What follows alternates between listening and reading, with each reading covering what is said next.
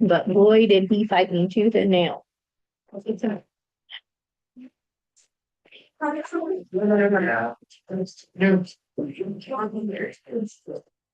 Okay, we are live.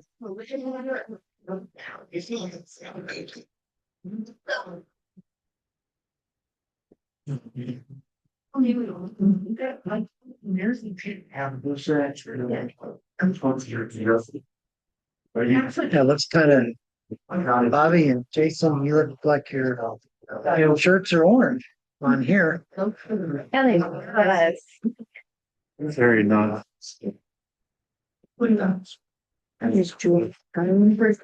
Stars around. Yeah, You want me to check through?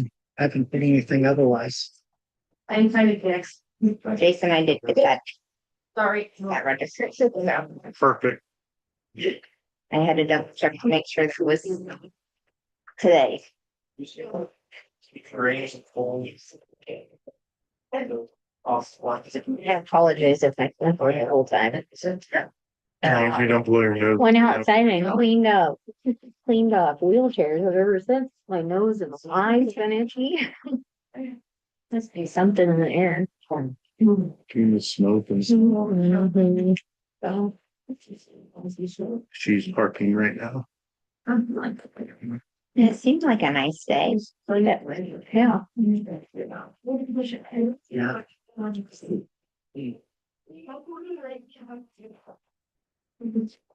Okay.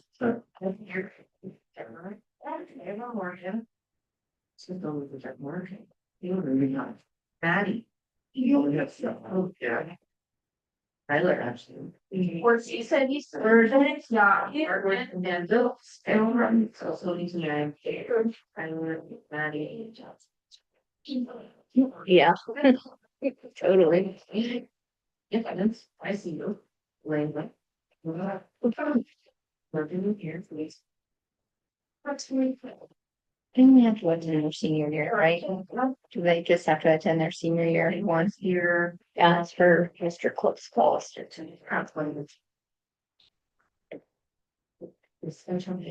a bad thing. No, it's not like that.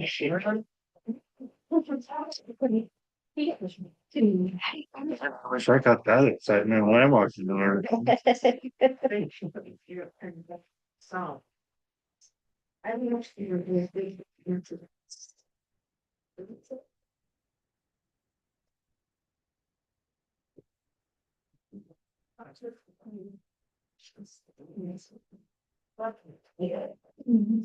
You'll give your paper.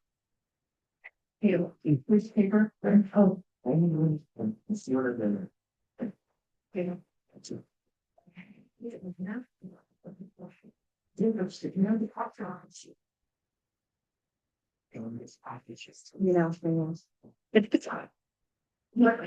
I've asked them to take one out like that. Sometime, I'm sure.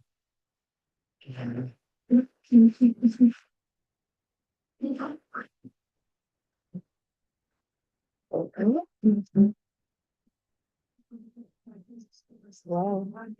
It's a building, you. It's hard to come, wasn't it? All right, everybody, it is 6 o'clock. I'll call this meeting to order. Can I have a motion to declare an open meeting?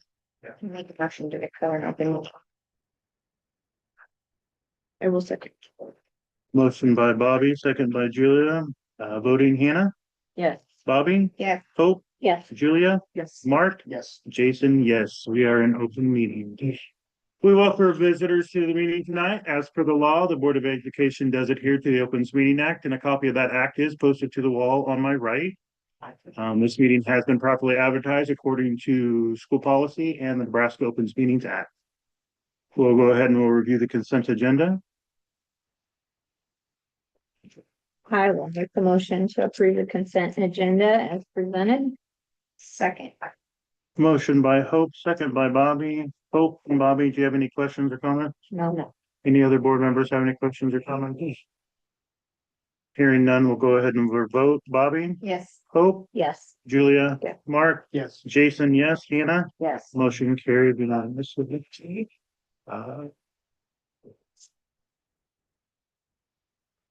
Public comment. At this time, open the floor to public comment. As per board policy, we'll allow up to 5 minutes per speaker with a maximum total allotted time for public comment to not exceed 30 minutes. Who's first? Gail, you were last, so you first. All right, we'll go ahead and we'll go on to informational report. Informational report. Counselor report.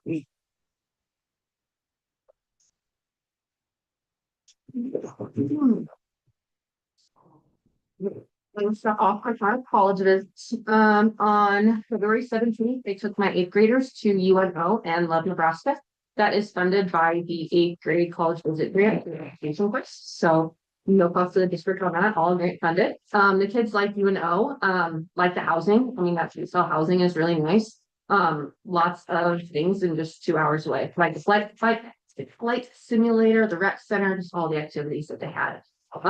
Love Nebraska was really cool. It's just that really up and coming facility. They got to see the courts where the team practices, the locker rooms where the coaches are. So it was just really, really neat to see that. They had a really great Q&A with the vice president of Love Nebraska. She did a good job of saying, like, this is, you might not be a professional athlete, but there's still so many opportunities in the world of professional athletics if you want to figure out that. It was a lot of fun. We had a good time. And then on 3/31, 8th graders were going to SEC Lincoln and then UNL engineering. And then on 4/1, at UNL, we're going to go to, they have a like college ready symposium. So our juniors will go to a class at UNL, sophomores do some get ready for your junior and senior year stuff. And then freshmen get some things in, this is how you can be successful in high school and college. So taking a small group to that. Fall 26 course registration for SEC that starts on April 6th. So I meet with each student individually. We choose the classes they would want to take. We get those written down. We essentially put them in their cart. And then when registration opens, they essentially like buy their classes, shop for their classes. And then for non-SEC kids, that 26-27 course registration after SEC stuff, then I start doing like, okay, what does everyone else want to take? What are the graduation requirements? What are you interested in doing? So that is always a busy time of year. National Honor Society, that is something that I took on from Mrs. Bloss. We have a large group of applicants this year, which is great. So we're having an informational meeting on March month. So hopefully we get some good applicants. And that's you have to do resumes, interviews, cover letters, essays in that application process. Really happy about our boys and girls state. Really great turnout for those applications. We have 1 girl and 3 boys attending the week-long event, which is great. Larry Borcher is thrilled. So he is, I think, seeking donations to get the money to pay for all 3 of those boys to attend. So excited about that. Yep, he said he's working on it. So, and then save the date. This was on last month, just our dual credit informational night. So I meet with sophomores and sophomore parents. We go over the application process. We get a meal, they get some information, just stuff changes every year with dual credit. So it's just always good to keep them in the loop. So that meal is provided through the call access screen. So any questions? It's kind of a small report for busy scholarship season. So thanks. Thank you. Mr. Ness, you're up.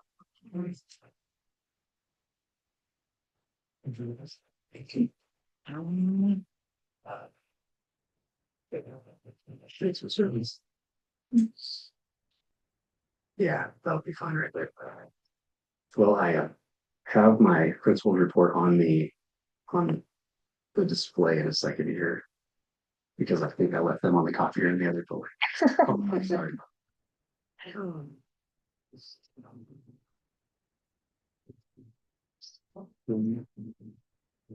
See, it shows up that it's showing on the, and then it's saying just kidding. There we go. All right, so just to break it down again, and it's been a couple months since I've been here, since we had activity conflicts. So just like always, academic or co-curricular updates and then some activity updates. So on the academic side, spring parent teacher conference, I haven't had a chance to update you all. It was roughly 29% of our students had representation in some form or capacity, whether that was one parent or both, and whether or not they saw every one of their child's teachers. That's not saying that. That's just saying 29% of the kids have somebody there to visit with at least one teacher. So spring's always low like that. If you look back at the last few years, it kind of hovers around like 30 to 35. So this is a little bit on the low side. It'll be interesting to see again next year how that goes. We're in that range. Usually the fall conferences are 50 or above. So upcoming PD stuff that we're doing. Tomorrow we have the math teachers going through peer observations. It's been a really good learning opportunity when we've done it before. It gives people a chance to get out of their classroom and into other classrooms and see how other teachers are doing things and get a chance to talk through how we're incorporating our curriculum and the instructional strategies that we've worked on in previous PDs. So, and then on the 16th, we've got some math acceleration time built in again. We've got a leadership PD with Gallup Strengths for our district leadership team. We'll have some time built in for strategic plan subcommittee meetings, and then the building meetings. We usually have a building faculty meeting, so I'll have a high school one, and Mr. Evans will have a elementary one. That's usually just good for updates, and then we'll have our building-wide MTSS meetings. So those are our student support meetings. We do have a little bit of time built in as we're trying to make some final decisions about English language arts curriculum as part of the grant opportunity we have with the CLSD grant, trying to pick out what materials we want to potentially use if we want to take advantage of that. So the 26-27 master course schedule, I just wanted to bring that up here. We have been working on that for it's about 2.5, 3 months now, and trying to get that in place for the coming year. I just wanted to give you a quick overview. So here's our schedule. We as a district, part of our strategic plan has been the feedback that sometimes our buildings feel isolated from one another. And so we've been trying to take a look at the small things we can do to provide cohesion across the district. And so even just putting the schedule on one doc. So we worked on that together as opposed to separately in the past. And we also put it on one doc. So you can see here at the bottom, we've got our elementary regular schedule, our high school regular schedule, and we've got our late start schedules, our early dismissal schedules. We'll have the para schedules updated here this summer. And then the elementary Friday special schedule. It's just a little bit hard to keep track of sometimes. So Mrs. Pierce already went through and laid out the dates for next year, and we have that all organized. So on the elementary side, we just tried to protect core instruction again with math and ELA, uninterrupted blocks, giving them the length of time that they needed to use the curriculum effectively. We also tried to increase the amount of PE time and art time. So we've been able to increase the amount of art time from once a week to twice or potentially 3 times on occasion. And we've been able to increase the amount of PE time to 25 minutes every day.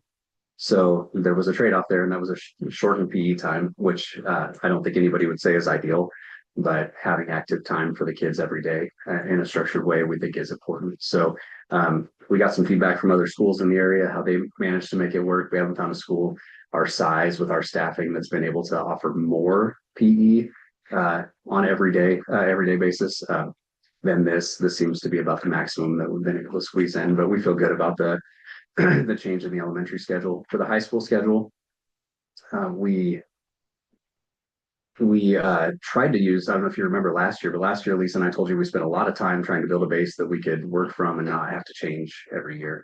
And so we worked from that base again this year, and the number of changes were minimal. We did respond to some things that are out of our control. So like the state now as part of AQuest is going to be monitoring our CTE completers. So our career tech ed kids that are working through pathways there. That's going to be a factor in AQuest moving forward. So we did some work to try to prioritize senior level instruction in the morning to provide some senior flexibility for work-based learning in the afternoon. It's senior flexibility has been not a new goal. We've tried that for multiple years where we'd like to be able to get our seniors out a little bit earlier if they're on track at the end of each day. But now we have a very specific academic goal tied to it, and our work-based learning numbers are reported along with our CTE pathway numbers to the state. So that was one example of something that we did try to adjust to. But really, the bones of everything still stay the same. You'll notice a projected change in the date, start time and end time, 8 o'clock start time, 3:30 dismissal. The idea there is really a lot of us are already here at 8. A lot of kids are already here at 8. We think there's value in getting kids done earlier at the end of the day, especially when they get older. We've got kids going to practice and sometimes a second practice. And so getting them home sooner on the days that we can I think there's value in that. We did carve out a few extra minutes out of the lunchtime area. That there's no state minimum for lunch. There is for adults. We have to give every teacher a 30-minute duty-free lunch. But for students, there's a CDC recommendation of 20. We don't want to shorten it to 20. I think it would be hard to get everybody through and give them enough time to eat. But we could kind of kick 3 minutes out of passing period there. So we're down to 27. I know that doesn't seem like much, but it gave us 6 more minutes at the end of the day during our intervention time. And so we feel good about trying to carve out some time there for especially math and ELA teachers to be working with kids that need a little extra help. So we decided to keep our 5-minute homeroom time at the beginning of the day for lunch count, attendance, announcements, Pledge of Allegiance, those things that do eat into a class period. I think by keeping that time separate, it ensures that those things get done while also not taken from instructional time during first hour. So that's just a glimpse. Obviously, there's a lot of information there. And if any of you had questions, I'd be happy to go through it in more depth, or Mrs. Blecker could as well. So please ask questions if you do have any after this. Spring testing, we have spring summative testing, state testing coming up soon. The window opens on March 24th. And so we'll begin testing right away. We've got a good schedule in place. We're, every year we try to fine tune that a little bit to interrupt the kids' days less and also put them in the optimal position to perform. And so we again worked through some small changes for scheduling this year. And I think with Mr. Graff, and I think we've got a good system in place. That's in my building over there. It's grades 6 through 9 that we're focusing on right now. Really, 6 through 8 are the ones that are mandated to test in some capacity with NSCAS, the Nebraska State Accountability Test. We use maps to fill in, like say, as an example, science, only 8th grade, you do science. So we fill in with 7th and 6th with maps. So we have consistent science data so we can see if there's growth from the kids year to year. So I think we've done a really good job being thoughtful about how we're doing that and not overdoing it. At the same time, we are discussing next year possibly moving up to sophomores. Right now, they're only taking the pre-ACT in the spring. It's valuable because it helps prepare them for the ACT, but it doesn't give us any consistent data to work with. So we actually don't know how much they're growing or not because there's not commonality between the two assessments. So there's just a little extra information there for why that is done the way it is done right now. Activity related, this can go a little bit faster. The coaching assignments for next year, most of them are locked in. There's still a few small spots. I would estimate plus 90% plus are already agreed upon for next year. So it's kind of nice getting most of that out of the way. Same for the activity calendar. I did want to show you a new software we're using, but to save time, I'll just explain it. In the past, we've used our school to do our activity contracting. It's not ever been very user friendly. And to be honest, we've only used portions of it because it was kind of hard to use. We decided to abandon that last year and we tried the free approach this year. We tried using Google Sheets and Google Docs and Google Forms to communicate with other schools about activity contracts. And I liked the free aspect of that. I, in the end, did not like the functionality. It was kind of tricky. There were opportunities for things to fall through cracks that didn't before. And so part of the reason for going away from our school is that it was owned by a company called Arbiter or owned by a different company that was going under, and Arbiter bought it. Well, most others in the state took the opportunity to walk away from our school at that time too. A new company called Bound saw an opportunity, came into Nebraska, and now has over 90% of the school districts in Nebraska. So for them, that was a big win. I was hesitant, but our whole conference agreed to jump on board and give it a shot. Its pricing was actually a little bit cheaper than our school, and its functionality is so much better. And so we can use it for transportation. We can use it for event workers. We can use it for officials contracts. I can use it for opponent contracts, and we can embed that into our website, and it'll sync with our Google Calendar for school. So it's kind of that one-stop shop for things that if we need to update it, it's there, and it goes within our strategic plan with our tech goals. It goes within our website. So we're not creating another site for people to go see and check. And if people are used to using our school Google Calendar, it'll sync to that daily. And so I feel really good about it. We've already got over 50% of next year's schedule uploaded to that. We had to do some onboarding. It was like 43 hours of onboarding. It seemed like it took forever, but we're finally getting to that point now where we're getting in there. So really now we're just waiting on confirmed contracts from a few. We've got most of the calendar done for next year. There are a couple schools that gave us some curveballs here, and so we're just adjusting to that and trying to find ones to fill their place. But that's almost finished. So it'll be really nice to be able to have that all done, inbound, contracts done, available for everybody to see and plan for next year in a consistent way. So we expect to have all of that done by May at the latest. So and then just a couple of updates there. We've had our spring conference and MEDECUS meetings, nothing big to report there. Speech team's been doing really well. As always, they're working really hard whenever they can squeeze in time.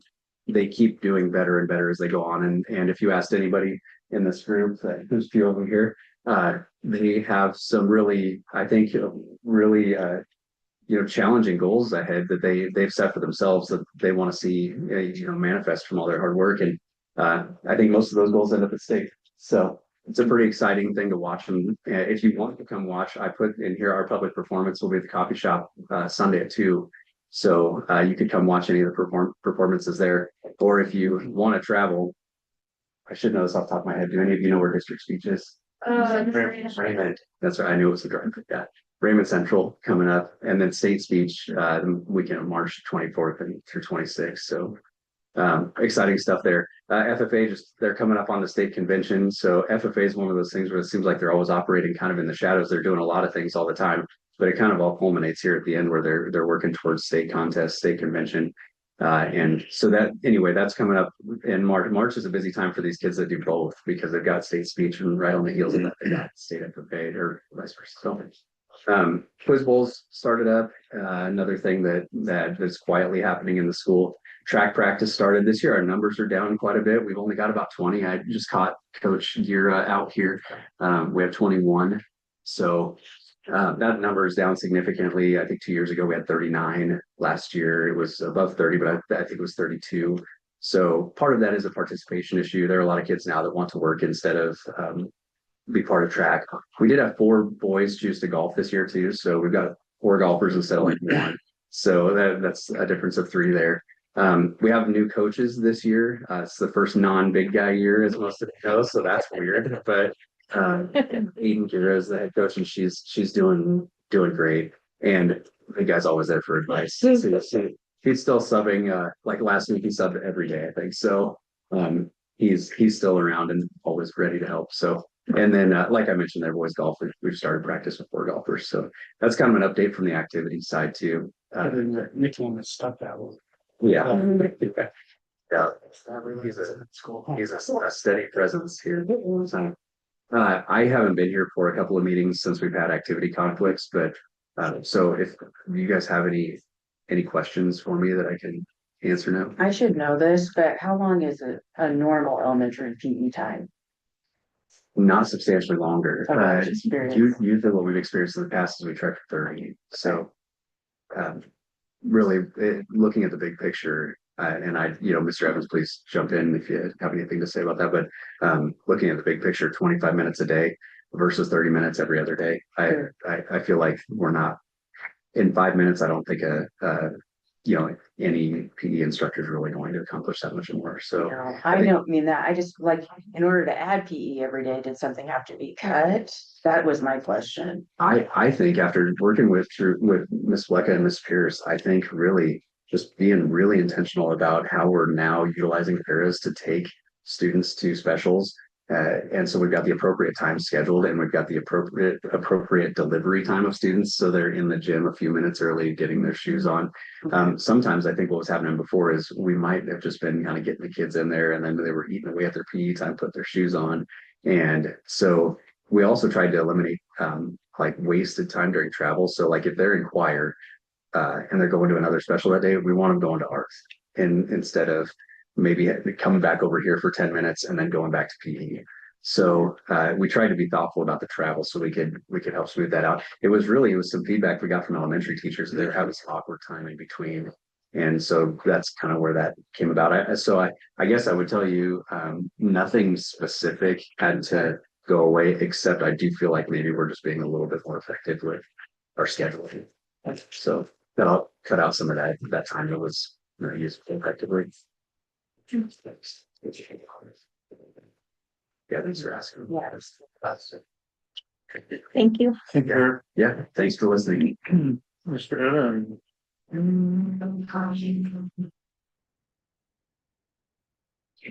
Okay, just few things I want to share with the board and the public. Ryan Hanger is a practicum student who will be with Mrs. Sikora out of Peru State College. She's from the Palmyra Bennett area and going to Peru State. So we welcome her here this semester. I did want to share some information. I think I've shared it with the board, but I wanted to be sure to share it with the public. We've been working on this English language arts textbook adoption for months now. And we've narrowed it down to two options. And so I wanted to share some information with you. CKLA is one of the two that the teachers have selected, and I've done the best I can to limit all the variables. So we're looking apples to apples at 6 years of licenses and 6 years of consumables. It's much cheaper to pay for all the consumables for those 6 years up front and then not pay for them later. If they allow you to do it year by year, but it's substantially higher if you want to do it that way. So CKLA is one option. That's $58,682. One of the things that we just learned in the past couple of weeks is Nebraska Department of Education is going to require all schools in the state to use the DIBELS assessment system. It is a screener, screens for reading difficulties, dyslexia, as well as other challenges. And so that is connected to the CKLA platform. And so it kind of leads more to this as an option because that assessment then lines up. We know it aligns very well with the CKLA. HMH is another option, and that's the reading series is into reading and then into literature for middle school. That is another option that we're looking at and trying to keep everything the same. That bid is $73,652. There's advantages to both, but I wanted to share that with you. I thought it was going to be more. And so I'm really glad that it's not. I can imagine there being substantial sticker shock when we're talking about, almost $60,000 for a textbook adoption. But I really thought it was going to be more than that. So I was fairly pleased, although that's still a lot of money. So anyway, Derek mentioned that we're looking at 8 o'clock start time and a 3:30 end time for next year. Part of that is that if we have parents who start work at 8 o'clock, it makes sense that they'd be able to drop their kids off a little bit in advance of work. And so for me, that's something that is a really good start time. And then that time is the same length of school day as it was 2 years ago. We lengthened it by 5 minutes for this year. Some fees I know we've been looking at with different schools, been looking at some different fees, and so it just kind of interesting. I know we're going to talk about our some of our fees with one of the policies that the policy committee worked on. We'll talk about that in a little bit, but it's just interesting to see how some of the prices are all over the place on, for example, lunches is probably the biggest one that we see. We increased ours to $3.45 this past year, and looking at them, I don't feel like that's too far over the top right now. I want to see some more information from our kitchen and our budget to see how we've done this year before we talk about the possibility of doing anything different for next year. It would be nice to be able to leave it the way it is moving forward. John Deere mower, if there's no objections from the board, I'm going to probably put that out to the employees and say, does anybody want this mower? The engine's bad. If you want to drop another engine in it, I don't know where else to sell it or to get rid of it. And so for schools, sometimes it's a challenge just getting rid of things.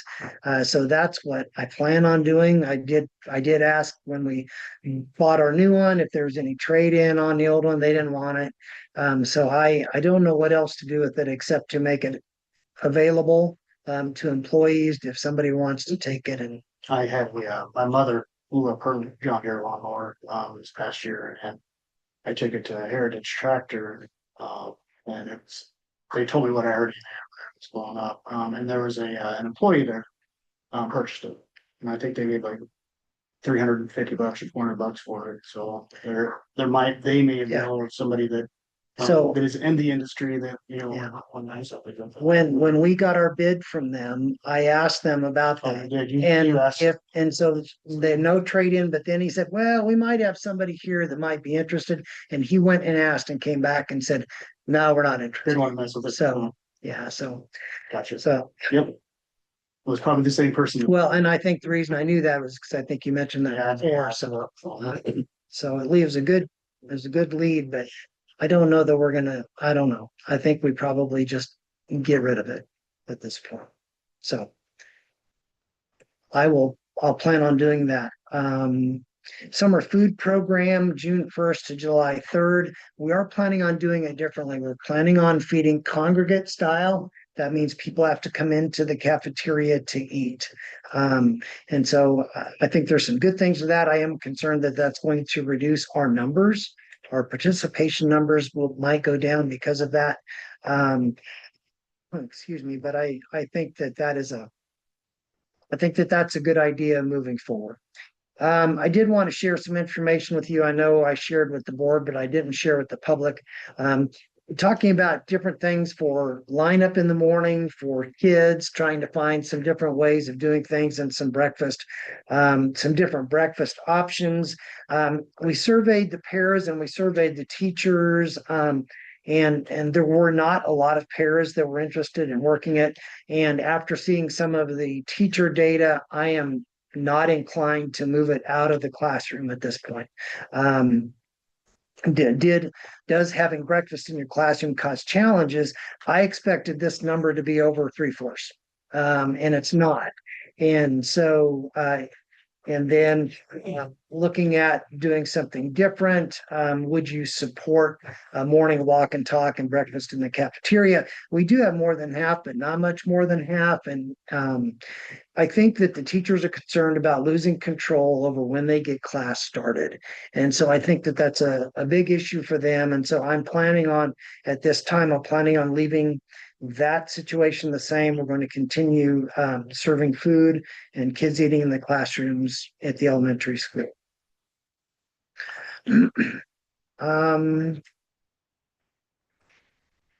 Oh, I did want to share with you. So I've been working on our 21st Century Community Learning Grant for some time, trying to find ways to use that grant money. And I keep running into obstacles, and I'm to the point where I'm done trying. There are so many challenges with it. We looked at the possibility of having it just as a summer program. Well, to get the $16,000 that we could use for a summer program, we have to serve 55 students. And then we have hours requirements for the 55 students. And then we have other parameters on there, excuse me, that are even more challenging. I tried to do a budget, and the 5,500 here wouldn't have to be a part of that, but this is for 3 teachers and 3 paras. And if we offer it, we have to offer it K through 12. And so I don't think we're going to get by with 3 teachers and 3 paras. I think that it's going to be more than that. This does not take into consideration any transportation costs. We would have to provide transportation for the students. It does not take into account a director stipend, supplies, or any clerical staff that we'd have to add, because somebody's going to have to be there all the time to answer the phone, to take messages, etc. And so, some other challenges. We would not be able to use other grants at the same time. So if we did serve more than 55 kids and we had more hours, we then could look at other grants, but we couldn't use other grants. So CLSD grant, I know Mr. Niss mentioned that. right now serves students in grades 6 through 12. We can use that money to help pay for the summer school that we are offering to the high school. We could do something with middle school there. And then there's another grant called the REAP grant that I think has about $10,000 that we're able to use in different ways. And so we wouldn't be able to use that for this purpose either. And so I do think that we want to look at summer school, but I think it's a smaller number of students that would be participating in summer school. I mentioned the number of hours are dictated by the grant. We would be short of hours even with the budget and the amount I put together. District provided transportation. We want to target specific students, especially those who have been chronically absent, because those kiddos that are chronically absent hurt us on our AQuest numbers with the state rating on how good our school is. And so we really want to focus on those chronic absentee students. There are other restrictions with that grant with family involvement. We have to document and prove that we've done something to get the families in, as well as community activities, which would be field trips, which would be more transportation. So additional documentation for administration and office staff, maybe clerical would be an additional cost, but those would not. But I think it's time to just say we're done. I don't see how we're able to use that grant. So something that is a little more positive is that Mrs. Lang has proposed having a kindergarten graduation. I can't think of of something bad, a downside to this. I think it would be fun. It'd be the night that we're going to have parents here anyway for the spring concert. It would be right before that, half an hour before that.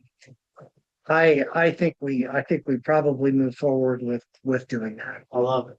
So I do too. I think that's a positive thing for our school and our community. I did want to just share with the public. I know I shared this with the board. That's not the right document. The individuals running for the board, we have 4 of them running for 3 positions, and that's Bobby and Julia and Great. And Dawn. okay, thank you, Brady and Dawn. So there's 4 individuals for 3 positions. So and finally, I just wanted to ask the board what your thoughts are. You know, on the board website, we have the board agenda and we have the packet. Well, I've been keeping that going with the agenda and the packet. I hyperlink everything in the agenda. Everything that's in the packet is hyperlinked in the agenda. Are you okay if I just stop doing the packet? Yes. Because the Yes. information is there. I'm duplicating work there. Okay, thank you. Also, thanks for looking into that grant. Yes. But I mean, I think like we knew from the very beginning, there was a lot of challenges for a school our size to be able to fulfill all the requirements Yeah. for it. So Yeah. Well, I hate to let opportunities go by, and I always think there's got to be an angle. Right. There's got to be a way to do that. And Well, thank you. yeah, I wasn't able to find.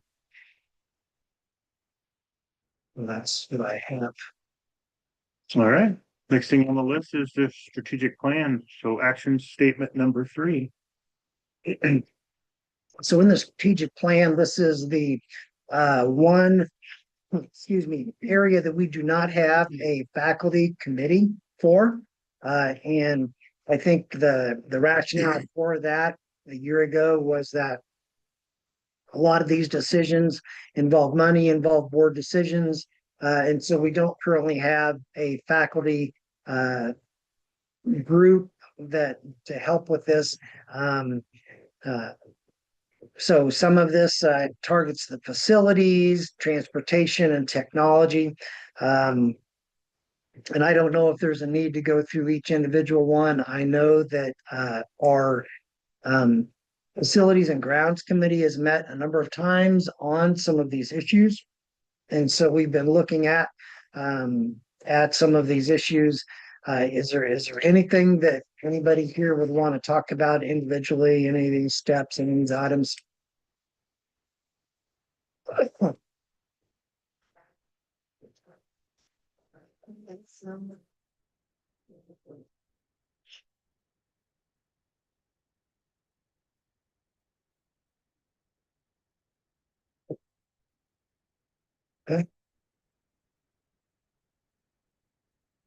Alrighty. We'll go ahead and we'll move on to policy. Consider accepting the policy committee's recommendations for policy reviews and updates as presented.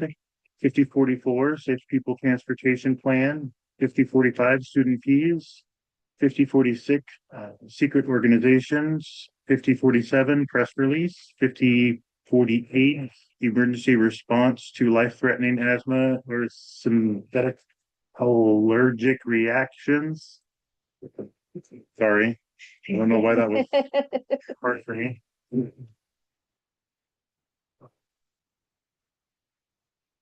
We had some really good discussion from the policy committee, going over these. This was, a more difficult group of policies, I think, for me anyway, to try to manage, moving forward. The Safe Pupil Transportation Plan, we did hyperlink the report that, drivers are supposed to fill out, to that one. I think that was about it there. Student fees is another one. A change to student fees was, moving forward, I took out the technology fee. And I think that's kind of been inconsistent. And so I'd rather just not even do it as so a student, a family could choose. This is middle school and high school only. Middle schoolers can take devices home, right? No, just high school. So, families can pay $30 and then the kid's supposed to be able to take it home. Well, if they don't pay the $30, it's supposed to stay at school.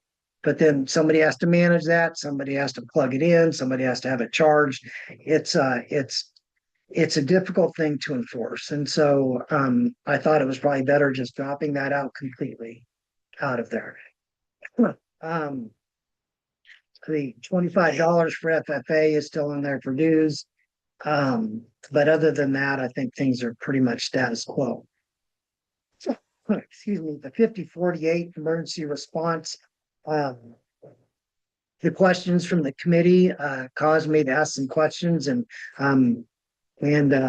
so I think that we're in better shape now because we were asking questions about where some of our devices were, and I think we're better covered than we were. I do have a question. How many other things do we have? So we have four. We had four in the elementary. We moved two to the cafeteria, one adult and one child. And so we have two here, two there. Mr. Nist, do you know about the high school? How many you have? Sorry, how many EpiPens do we have? Oh, we have two.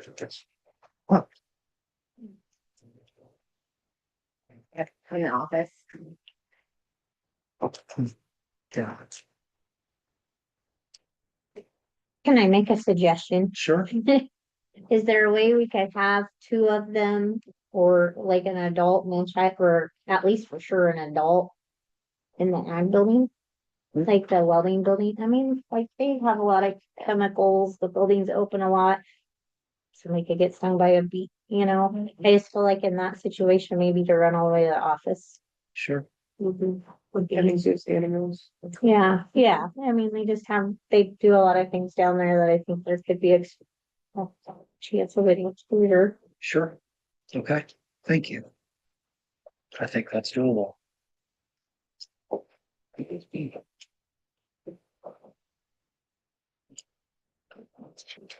I will make the motion to accept policy changes to 5044, 5045, 5046, 5047, 5048 as presented. I will second. We have a motion by Hope and a second by Julia. Hope and Julia, do you have any other comments or questions? I don't. Any other board members have any questions or comments? All right, we'll go ahead and we'll vote. Hope, Yes. Julia, Yes. Mark, Yes. Jason, yes, Hannah, Yes. Bobby, Yes. motion carried unanimously. All right, under employment, approve the recommendations for employment. Miss Taylor Schaefer as a half title, half special education teacher for the 2026-2027 school year. I will make that motion. Second. Motion by Jason, second by Mark. Do we have any conversation or do we have any? I don't think we do on employment. Go ahead with voting. Julia, Mark, Yes. Jason, yes. Hannah, Yes. Bobby, Yes. and vote. Yes. Approve requests for resignation or retirement. Miss Jordan Admonson from school site. And I will make that motion with regret for the resignation of Miss Jordan Admonson as a school psychologist. Second. Motion by Jason, second by Bobby. Voting Mark, Yes. Jason, yes. Hannah, Yes. Bobby, Yes. Hope, Yes. and Julia. Motion carried unanimously. New business, consider setting the last day of school as May 12th, 2026 for students and May 14th, 2026 for teachers as presented. I make a motion to approve or set the last day of school as May 12th, 2026 for students and May 14th, 2026 for teachers. As presented. So, Motion by Bobby, second by Mark. Sorry. Bobby and Mark, do you have any comments or questions? I do not. The rest of the board, No. do you have anything to add? Minutes are in good shape. Right on.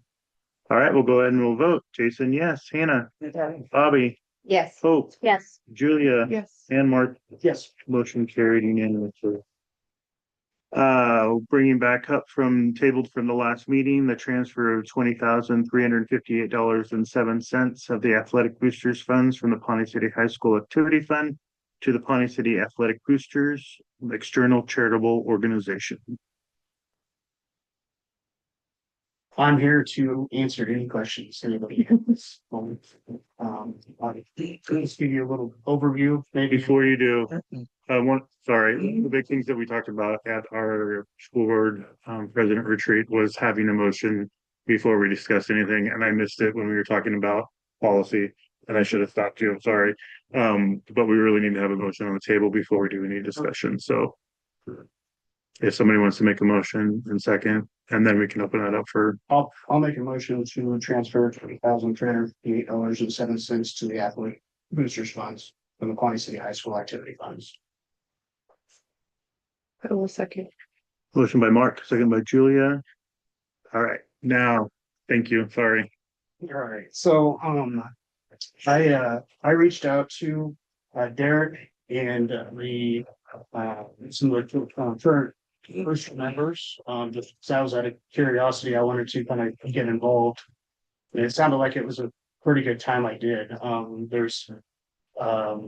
We're pretty much gonna be two left that were gonna be a part of it. The other ones had seniors that leaving, you know, and it happens with boosters, kids go on, they quit. And the two that were left there, weren't gonna do it at all because they didn't want to be the only ones having to do all the benefit stuff, it's a lot of work, put all this stuff together.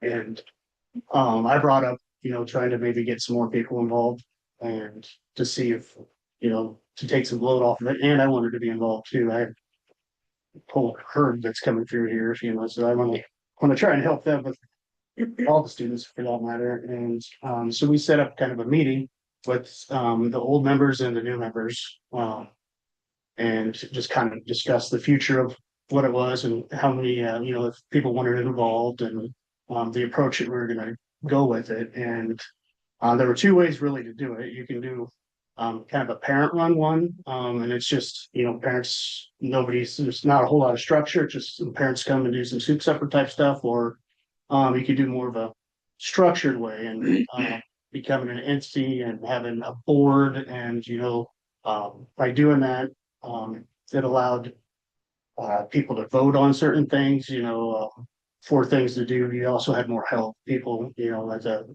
more people you got involved, and monthly meetings and stuff, and, so we took a vote there, and, everybody that showed up for the meeting wanted to go that direction, so from that point, we started basically at war. From there, we elected officers, I was elected president of it, fortunately, the,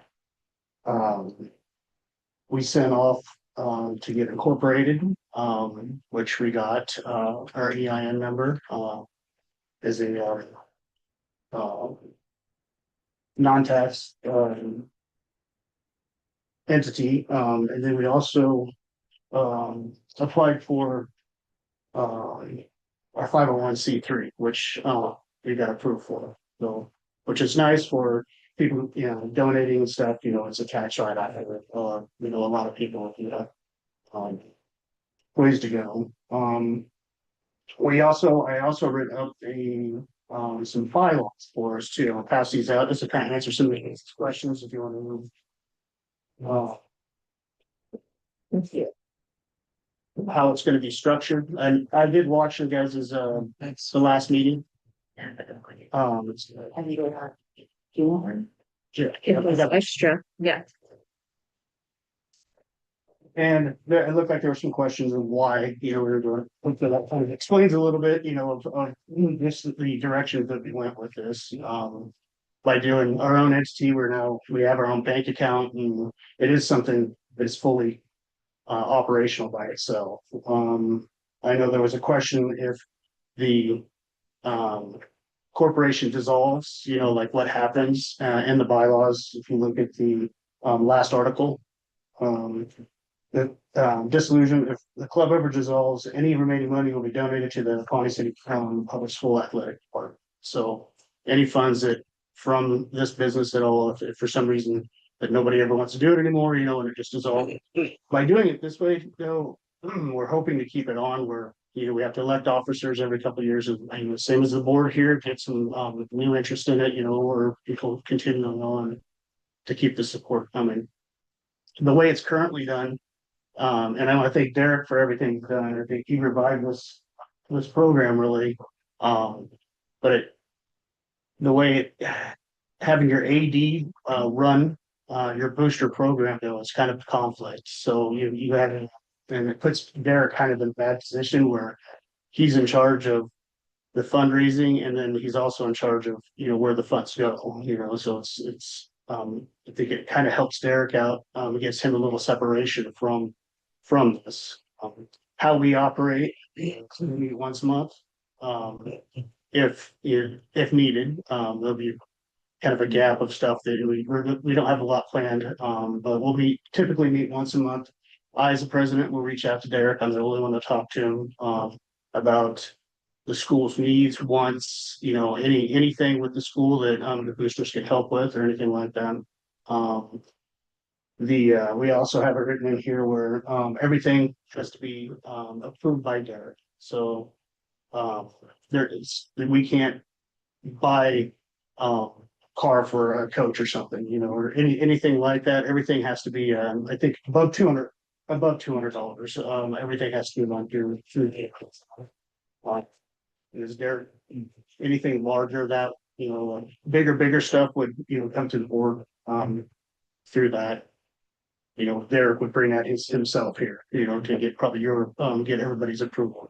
So there is some structure the way that we do things. It is a the funds that are in there have been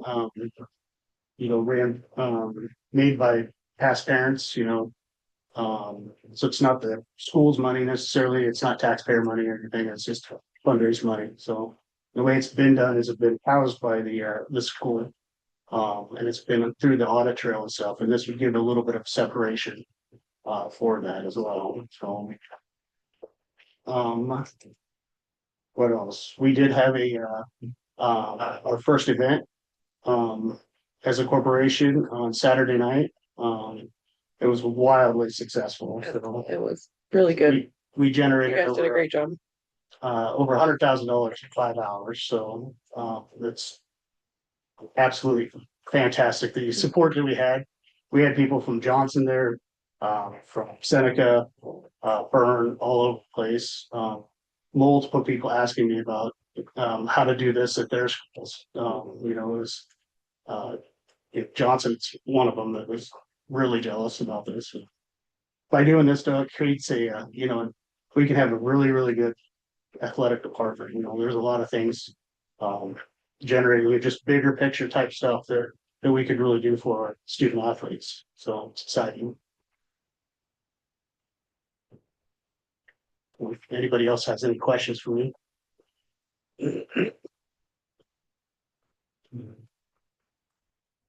Anybody have any?